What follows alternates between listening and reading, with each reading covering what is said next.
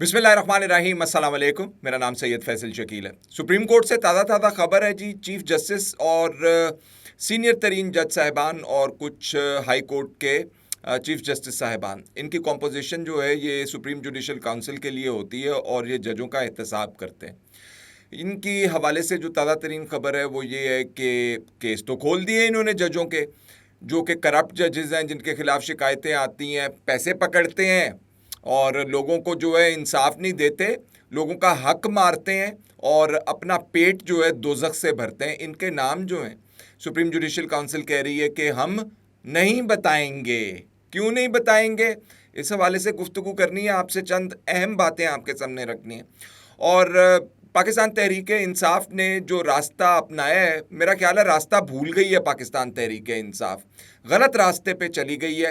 रास्ता किधर जाता है? इमरान खान साहब की रिहाई का, और ये किधर चल पड़े हैं, उस हवाले से आपको चंद गुजारिशात पेश करनी है। लेकिन पहले जजों का मामला अहम है, उस हवाले से बात कर लें। जजों का मामला क्यों अहम है? इसलिए अहम है कि जज वो हस्ती होता है जिसने अगर किसी के साथ झगड़े के अंदर, कत्ल के अंदर, डकैती के अंदर, चोरी के अंदर, राहज़नी के अंदर और जो दीगर सिविल मामलात हैं, घर के लेन देन हैं, प्लॉट का लेन देन है, ज़मीन का झगड़ा, इन्होंने इंसाफ करके मुआशरे में से तनाज़े को ख़त्म करना होता है। और ये बुनियाद होती है किसी भी मुआशरे में इंसाफ की, अदल की।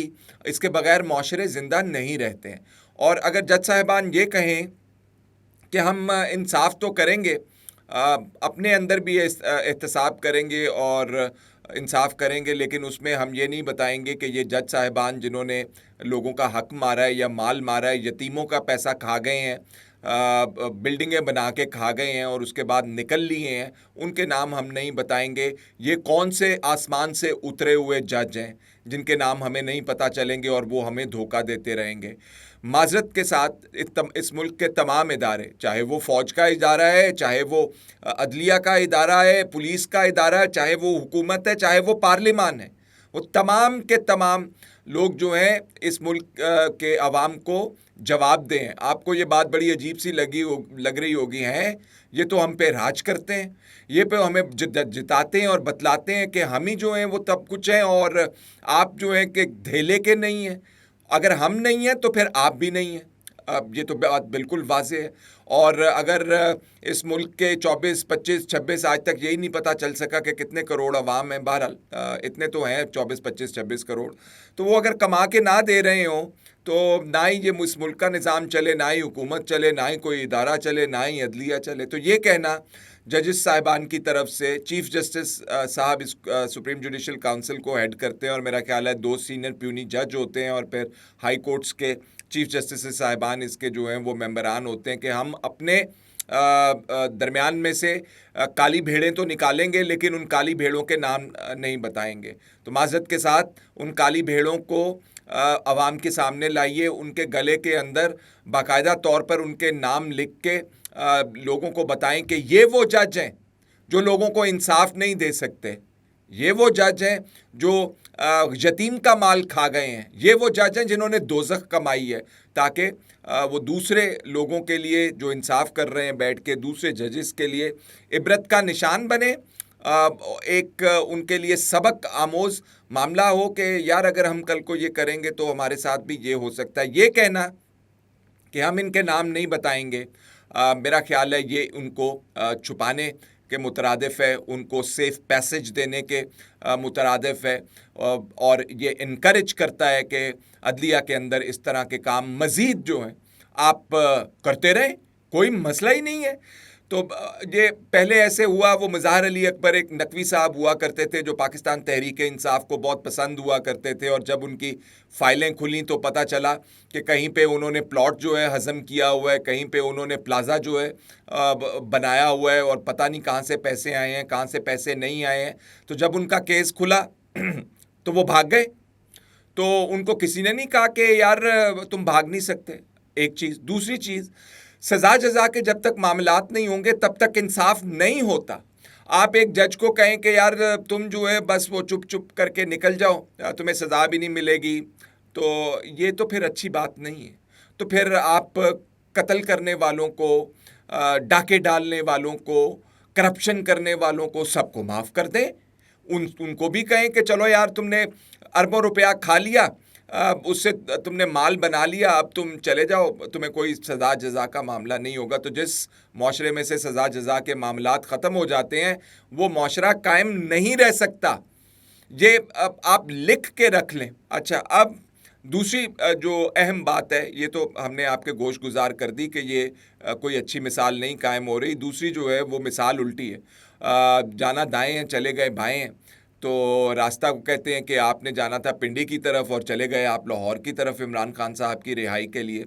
عمران خان صاحب کے لیے جو اس وقت کیمپین چل رہی ہے جی ٹی روڈ کے اوپر، تمام تر پارلیمنٹیرینز کے حوالے سے کہا جا رہا ہے کہ لاہور کے اندر اکٹھ میں یہ فیصلہ کیا جائے گا کہ عمران خان صاحب کے ساتھ کیا کرنا ہے، رہائی کیسے ہوگی، کیمپین کب شروع ہوگی، شروع ہو گئی یا کل شروع ہوگی یا پرسوں شروع ہوگی.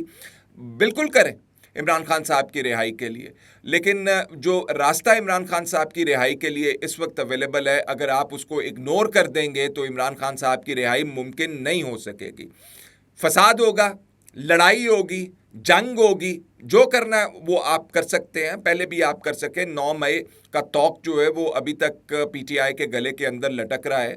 تو نظام کی تو کیا بات کریں ہم.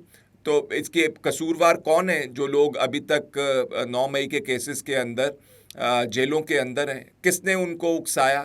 کون ان کو سڑکوں کے اوپر لے کر آیا؟ کس نے ان کو ترغیب دی کہ توڑ پھوڑ کریں؟ کس نے ان کو یہ ٹکراؤ کا راستہ دکھایا؟ راستے اویلیبل ہوتے ہیں، ان راستوں کے اوپر چل کے آپ بہت کچھ اچیو کر سکتے ہیں. عمران خان صاحب کے پاس تحریک اعتماد کے بعد بھی راستہ موجود تھا کہ وہ پارلیمان کی سیاست کرتے، پارلیمانی سیاست کرتے ہوئے وہ اپنے لیے جو کچھ سمیٹ سکتے تھے وہ اس طرح نہیں سمیٹ سکتے. آپ کتنی پارٹیوں سے لڑیں گے؟ آپ کتنے لوگوں سے لڑیں گے؟ آپ کتنے اداروں سے لڑیں گے؟ آپ نے لڑ کے پہلے کیا حاصل کر لیا یہ بھی ذرا دیکھ لیجئے. یہ راستہ نہیں ہے.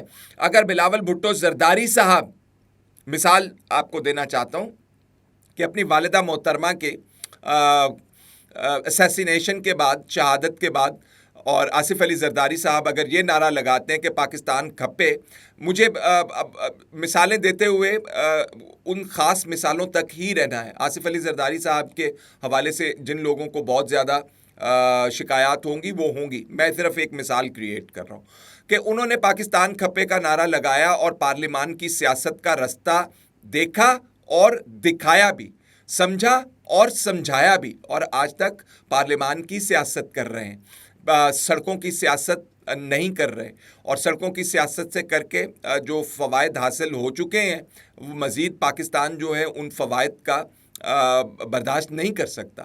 اس وقت جہاں پاکستان کھڑا ہوا ہے وہاں پہ بہت سارے سرحدوں کے اوپر خطرات جو ہیں وہ منڈلا رہے ہیں. مودی جو کہ ایک دماغ خراب شخص کی طرح جو ہے وہ تلا ہوا ہے کہ پاکستان کا نقصان کرنا ہے. ٹی ٹی پی جو ہے وہ طالبان ان کے ساتھ مل کے خدا جانے کیا کر رہے ہیں کیا نہیں کر رہے ہیں، ان کو سمجھ ہی نہیں آ رہی ہے.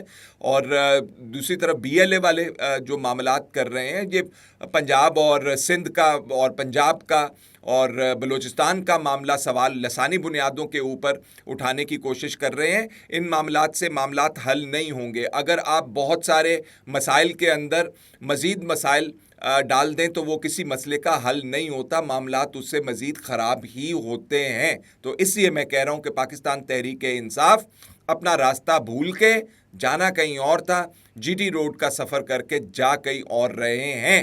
آپ بھی یہی ہیں، ہم بھی یہی ہیں. نتائج جو نکلیں گے وہ آپ کے سامنے ہم رکھ دیں گے. فی الحال اتنا ہی، اجازت دیجیے. اللہ حافظ.